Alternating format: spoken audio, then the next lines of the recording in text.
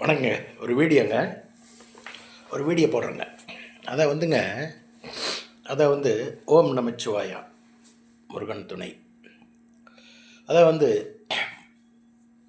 மனுஷர்களுக்கு கடவுளுடைய படைப்பு என்னென்னு படைப்பு தெரியுங்களா?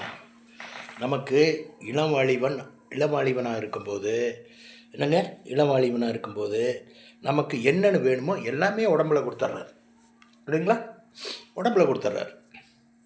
எதுக்காக இந்த பதிவை எதுக்கு இந்த பதிவு போடுறோன்னா, சில பேரெல்லாம் ரொம்ப நமக்கு சிந்தனை இல்லாமல் ஒரே மைண்டு ஒரே பக்கம் செயல்படுறதுனால நான் அந்த பதிவு போடுறேன் உங்களுக்கு. சரிங்களா? எப்படிங்கன்னா,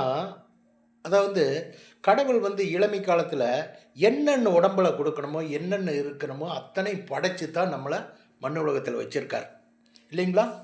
இப்போ கல்யாணம் பண்ணுறோம்.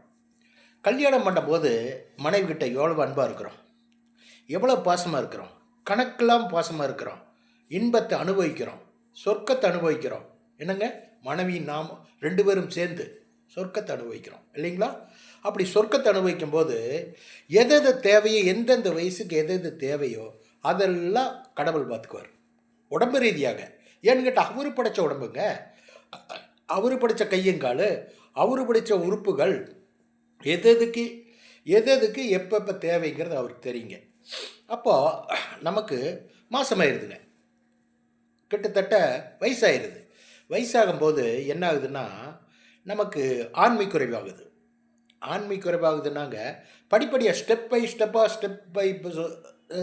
ஸ்டெப் பையா அந்த அளவில் நமக்கு ஆண்மை குறைவாகுது இல்லைங்களா? கடவுளுடைய முடிவு அது. நீங்களும் நான் முடிவு பண்ணதில்லை, கடவுள் முடிவு. போதும், உனக்கு லிமிட்டு ஒரு 100% இருந்தது, கிட்டத்தட்ட ஒரு 60% ஆச்சு, 50% ஆச்சு, என்ன 50% ஆச்சு, 40% ஆச்சு. அப்படி அவர் அளவாக பண்ணுறாரு. இந்த இயற்கையாக பண்ணுறதை நீங்கள் செயற்கை முறையில் இந்த மாத்திரை வாங்கி சாப்பிட்றது, இது வாங்கி சாப்பிட்றது, அது வாங்கி சாப்பிட்றது, என்னங்க கண்டவங்க சொல்கிறாங்கட்டு அந்த லேகையும் சாப்பிட்றது, இந்த லேகையும் சாப்பிடும்போது உங்களை உடம்பை பாதிச்சிடும். அவர் ஆர்டர் போடுறத நீங்கள் மதிக்கிறது இல்லையே, உடம்பை பாதிச்சிடும். கிட்னி பாதிக்குங்க, இந்த மாத்திரையெல்லாம் போடுறதுனால கிட்னி பாதிக்குங்க. அதிகமாக நாம் இதிலெல்லாம் செயல்படும் போது கிட்னி கண்டிப்பாக பாதிச்சிடும். அதிகமாக ஓவர்லோடு கொடுக்கும்போது கிட்னி பாதிக்கும். அதுதான் கிட்னி பிரச்சனை வர்றது.